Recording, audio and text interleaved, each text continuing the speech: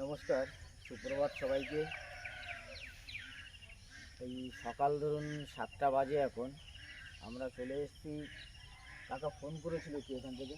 আমি ফোন করেছিলাম, আমি জিজ্ঞাসা মাঝে আমি ফোন করেছি। আপনি ফোন করেছিলেন? এটা ঝড়খালির কোন এরিয়া? ঝড়খালি 4 নম্বর। ঝড়খালি 4 নম্বর। এখানে আপনি কি করতে এসেছিলেন? সকালবেলা এই মুরগিগুলো ছাড়তে এসে দেখি একটা সাপ বেঁধে আছে জালের গায়ে। তারপরে আপনাদের ফোন করলাম, ফোন নাম্বারটা নিলাম পাশ থেকে, নিয়ে ফোন করলাম। আচ্ছা, প্রথমত আপনাকে ধন্যবাদ আপনাকে না মারার জন্য। এদিকে এসে একটা ছোট মুরগির ঘর, সেই মুরগির ঘরের মধ্যেই বেঁধে আছে। সকাল সকাল মুডটা যা হবে বুঝতেই পারছি, কিন্তু কিছু করার নেই। এদিকে চলে এসে আমি আস্তে আস্তে ঢোকার চেষ্টা করব। একটু খুলে দেওয়া না, ঠিক আছে, খুলব।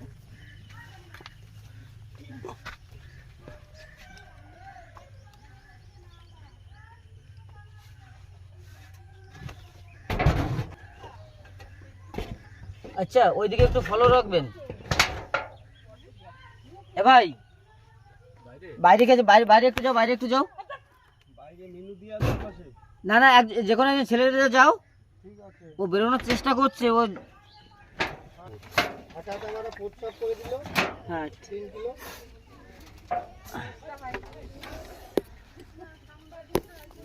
জালের মধ্যে ফুলভাবে ফেসে আছে ও। আচ্ছা, ক্যাচার নিয়ে এসো। ঠিক আছে, হ্যাঁ হ্যাঁ, ঠিক আছে, থ্যাংক ইউ।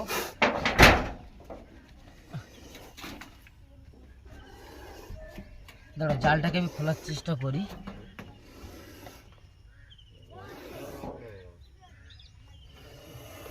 জালটা এই সাইড থেকে, জালটা একটু খুলে দিতে পারবে আমাকে? এই কর্নার থেকে যাবে না, ও যাবে না, অসুবিধা নেই।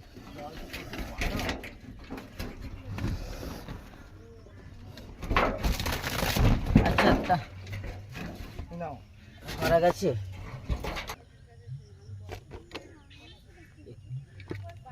আচ্ছা, লেজটা নিচে ঢুকিয়ে দিয়েছে, তাই তো?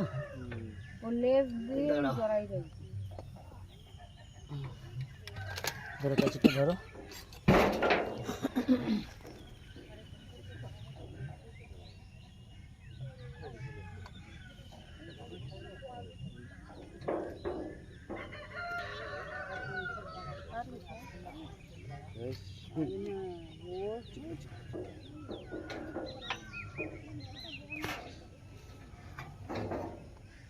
আগে বলবো এই জায়গা পরিষ্কার করার জন্য। হ্যাঁ, এই জায়গা যদি এই অবস্থা থাকে, রেগুলার সিস্টেম তৈরি হয়ে যাবে, বুঝতে পেরেবো। এই জায়গা পরিষ্কার না করলে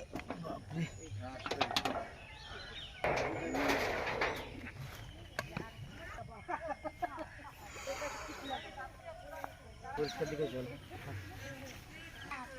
এরপর আমি রানিং ডান্স করবো, তোমরা দেখবে।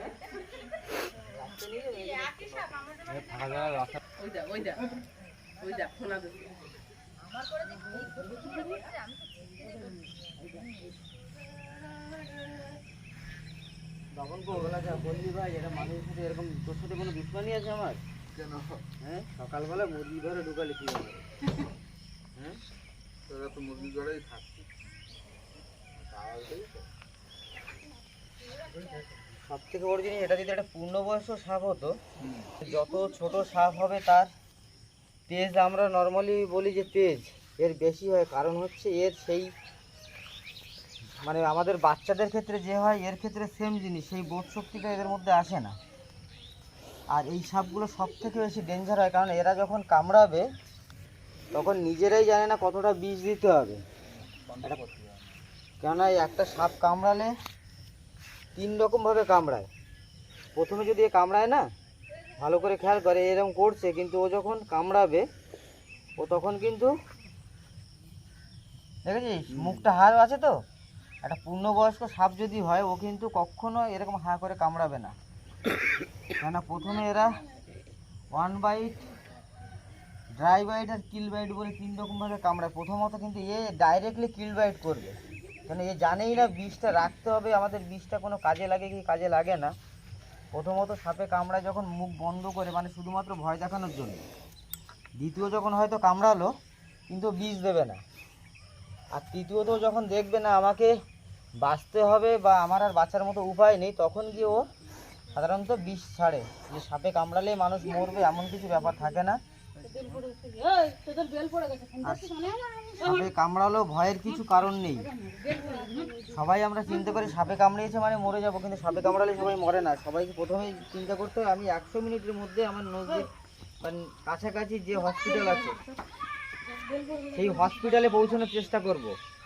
সাপ আমরা মারবো না, তার কারণ হচ্ছে আজকে যদি সাপ, আমরা সবাই গ্রামের ছেলে, গ্রামের মানুষ, যদি সাপ না থাকে আমাদের কিন্তু ফসল বাড়িতে আসবে না, এটা সবাইকে মাথায় রাখতে পারে। এরা কারো ক্ষতি করে না, ক্ষতি করার হলে অনেক আগেই করতো। এরা সাধারণত ভয় পেয়ে, কেননা এরা চিন্তা করে যখন আগের দিনে আমরা যে নেগেটিভ দেখেছি না, এখন তো অনেক রকম মানে ফোনে বা ক্যামেরায় ভিডিও করি বা ফটো তুলি, আগে তো আমাদের নেগেটিভ সিস্টেম ছিল।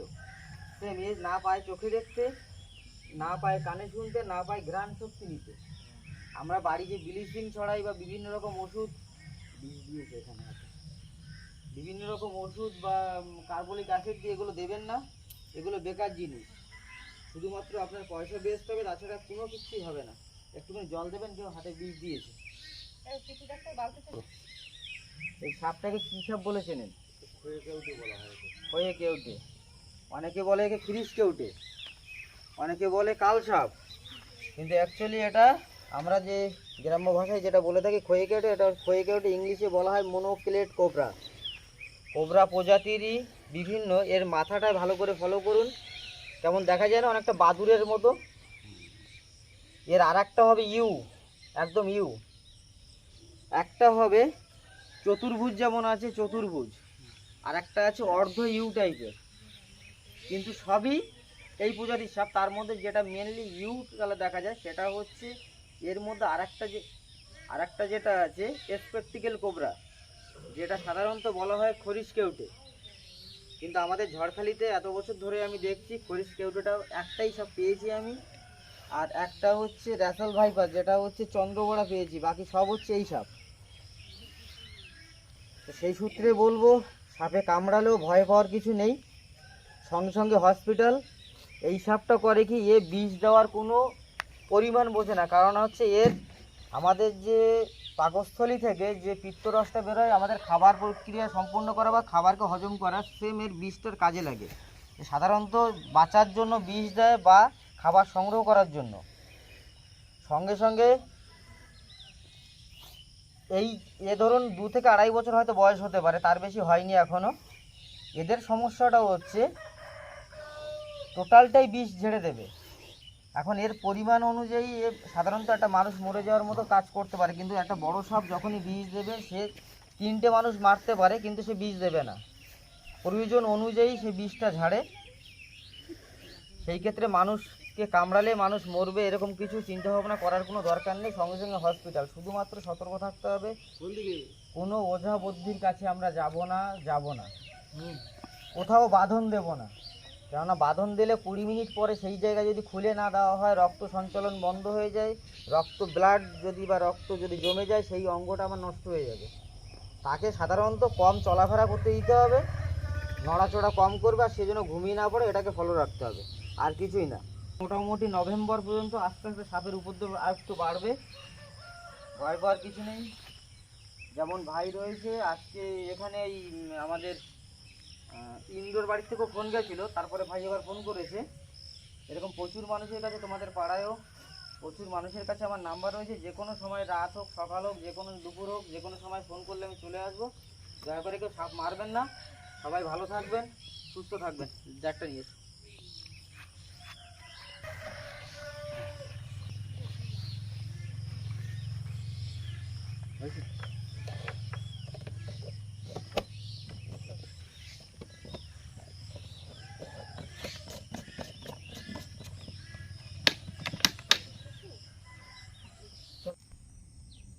আমরা হাঁসের ঘরের মধ্যে থেকে একটা সাপ রেস্কিউ করেছিলাম। সাপটাকে নিয়ে চলে এসেছি, একটা মাঝবয়সী সাপ, ওকে নিয়ে চলে এসেছি আমাদের জঙ্গল, সুন্দরবনের একটা জঙ্গলে, যেখানে ও থাকতে পারে। কারণ সামনেই একটা বেশ উঁচু জায়গা পেয়েছি যেখানে জল উঠবে না, জোয়ারের জল। সেরকম জায়গায় নিয়ে চলে এসেছি, ওকে ছেড়ে দেবো তাই। ও তো যাওয়ার জন্য ছটফট করছে, দেখলে বুঝতে পারুন কিছুটা যে ওর কতটা স্পিডেও বেরোবে, যাতে ও সুস্থভাবে থাকে, পরিবেশের সঙ্গে সামঞ্জস্যতা বজিয়ে রেখে ও যেন থাকতে পারে। আশেপাশে কোনো গ্রামে গেলে তো মানুষই মেরে দেবে, ভয়ে মেরে দেয়, তবু মানুষ এখন অনেক সচেতন।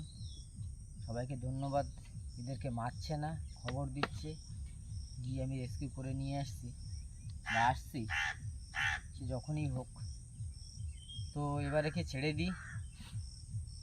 এর অবস্থাটা দেখুন, ও বেরোনোর জন্য কি করছে। আমি ছেড়ে দিচ্ছি ওকে আস্তে আস্তে,